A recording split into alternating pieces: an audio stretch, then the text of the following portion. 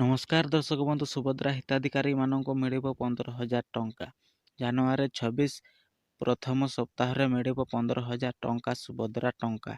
2026 ଜାନୁଆରୀ ପ୍ରଥମ ସପ୍ତାହ କୋଉ ତାରିଖରେ ମିଳିବ ଏହା ଜାଣିବା ପାଇଁ ଆପଣମାନେ ଭିଡ଼ିଓକୁ ଶେଷ ପର୍ଯ୍ୟନ୍ତ ଦେଖନ୍ତୁ, ତାହେଲେ ଯାଇକରି ଆପଣମାନେ ଜାଣିପାରିବେ। ତ ଦର୍ଶକ ବନ୍ଧୁ ଭିଡ଼ିଓକୁ ଆରମ୍ଭ କରିବା ପୂର୍ବରୁ ଭିଡ଼ିଓକୁ ଲାଇକ୍ କରନ୍ତୁ। ଚ୍ୟାନେଲ ଯଦି ଆପଣମାନେ ସର୍ବପ୍ରଥମେ ଆସିଛନ୍ତି ତାହେଲେ ସବସ୍କ୍ରାଇବ କରିକି ରଖନ୍ତୁ ଆଉ ବେଲ୍ ଆଇକନକୁ ଦବାଇ ରଖନ୍ତୁ। ଆଉ ନିଜ ବନ୍ଧୁମାନଙ୍କ ପାଖକୁ ପାରୁଛି ଯଦି ଆପଣମାନେ ନିହାତି ଭାବରେ ସେୟାର କରନ୍ତୁ, ଯାହାଫଳରେ ସେମାନେ ମଧ୍ୟ ନୂଆ ନୂଆ ଅପଡେଟ୍ ଭିଡ଼ିଓ ସର୍ବପ୍ରଥମେ ପାଇପାରିବେ। ଏହା ମଧ୍ୟ ଜାଣିବାକୁ ପାଇବ ଏହି ଭିଡ଼ିଓରେ କୋଉମାନେ ସୁଭଦ୍ରା ଟଙ୍କା ପାଇବେ ଆଉ କୋଉମାନେ ପାଇବେ ନାହିଁ।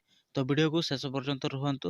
ଯେଉଁମାନେ ତୃତୀୟ କିସ୍ତି ସୁଭଦ୍ରା ଟଙ୍କା ପାଇଛନ୍ତି ସେମାନେ ଆହୁରି 5,000 ଟଙ୍କା ପାଇବେ ଜାନୁଆରୀ ପ୍ରଥମ ସପ୍ତାହରେ। ଆଉ ଯେଉଁମାନେ ଜମାରୁ ପାଇନାହାନ୍ତି ଅନଲାଇନ୍ କରିଥିଲେ ସେମାନେ ଏକାଥରେ ଗୋଟେ କିସ୍ତିରେ 15,000 ଟଙ୍କା ପାଇପାରିବେ। ଆଉ ଏଇମାନେ ସୁଭଦ୍ରା ଟଙ୍କା ପାଇବେ ନାହିଁ ଯେଉଁମାନେ କି ସୁଭଦ୍ରା ଯୋଜନା ଅନଲାଇନ୍ କରିନାହାନ୍ତି ଆଉ ତାଙ୍କର ବୟସ 21ରୁ କମ୍, ସେମାନେ ସୁଭଦ୍ରା ଟଙ୍କା ପାଇବେ ନାହିଁ। ଆଉ ହଁ, ଏହି ସୁଭଦ୍ରା ଯୋଜନା କେବଳ ମହିଳାମାନଙ୍କ ପାଇଁ, ପୁରୁଷମାନଙ୍କର ନୁହେଁ।